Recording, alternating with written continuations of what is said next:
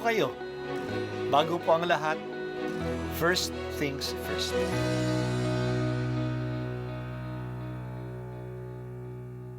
Good morning po. Sinisimulan po natin ngayon ang first things first. At dito po, tinatalakay natin sa unang bahagi ng umaga natin ay ang first readings na binabasa po sa banal na misa. Ito pong tinatalakay natin kasi madalas po kasi marami na tayong alam tungkol sa gospel readings. Pero konti po ang nagsasalita sa first readings. Pero ang first readings, bahagi din po yan ng Biblia, ng banal na kasulatan. Kaya susubaybayan po natin ang mga first readings, basahin po natin at kuminsan kailangan ng basahin ng 2 o 3 beses bago maintindihan kasi hindi po tayo familiar sa mga istorya at sa mga kaisipan na tinatalakay dito. Ang pagbasa mula sa sulat ni Apostol San Pablo sa mga taga-Efeso.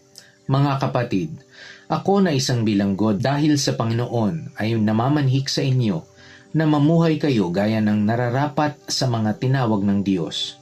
Kayo'y maging mapagkumbaba, mabait at matiyaga. Magmahalan kayo at magpaumanhinan. Pag sumakita ninyong mapanatili ang pagkakaisang mula sa Espiritu, sa pamamagitan ng buklod ng kapayapaan. Iisa lamang ang katawan at iisa lamang ang Espiritu. Gayon din naman, iisa lamang ang pag-asa ninyong lahat, dulot ng pagkatawag sa inyo ng Diyos. May isa lamang Panginoon, isang pananampalataya at isang binyag, isang Diyos at Ama nating lahat. Siya'y higit sa lahat, gumagawa sa lahat, at sumasa lahat. Ang salita ng Diyos. Salamat sa Diyos. Nararanasan natin ang pag-aaway at hindi pagkakasundo sa mga grupo. Kahit na mga grupo sa simbahan at kahit na rin sa ating pamilya. Madalas dinadahilan natin ang hindi pagkakasundo at ang pag-aaway ay dahil sa magkaiba tayo. Hindi pareho ang ating edad. Kaya iba ang ating pananaw. Iba ang ugali natin. Iba ang hilig natin. Iba ang kaibigan natin. Iba ang gusto nating gawin. Totoong magkaiba tayo at hindi lang ito ang papansinin natin. Ay talagang mahirap magkasundo. Pero sa simbahan, wag lang natin pansinin ang pagkakaiba natin. Marami rin tayong pinagkakaisahan. At nagkakaisa tayo sa lalong mahalagang bagay. Kaya may higit na dahilan na tayo magkaroon ng kapayapaan. Sinulat ni San Pablo sa pagbasa natin ngayon, ang pinagkakaisahan natin, nabibilang tayo sa iisang katawan ni Kristo. Nasa atin ang iisang Espiritu Santo. May iisang Panginoon tayong pinaglilingkuran. Iisa lang ang ating pananampalataya. Isa lang ang binyag natin. Nanggaling tayo sa iisang Ama at uuwi tayo sa iisang Ama. Maaari pa natin itong pahabain. Tinatanggap natin ang iisang Kristo. Pupunta tayo sa parehong langit. Hindi ba napakarami ang pinagkakaisahan natin? Alang-alang sa pagkakaisang ito, hindi ba's lalong dapat tayo magsikap na magkaisa? Huwag na natin masyadong pansinin ang pagkakaiba natin. Mas malalim ang pinagkakaisahan natin.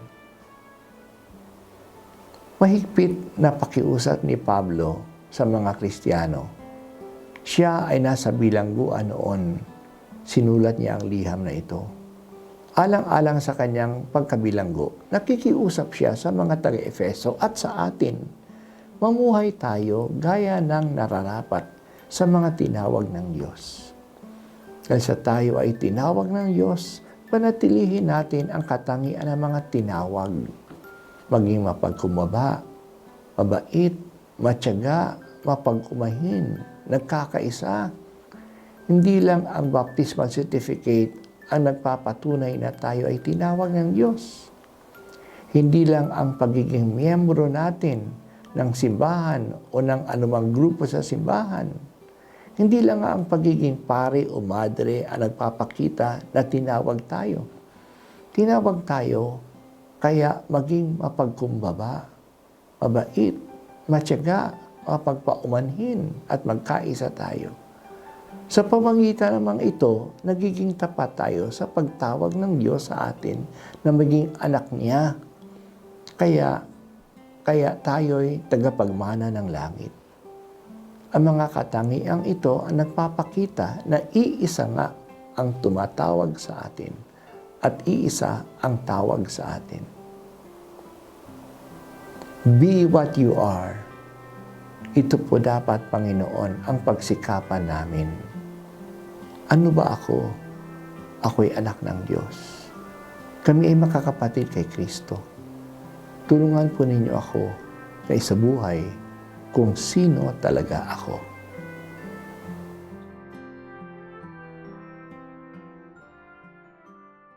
At ako po ay si Bishop Broderick Pabilio dito sa First Things First.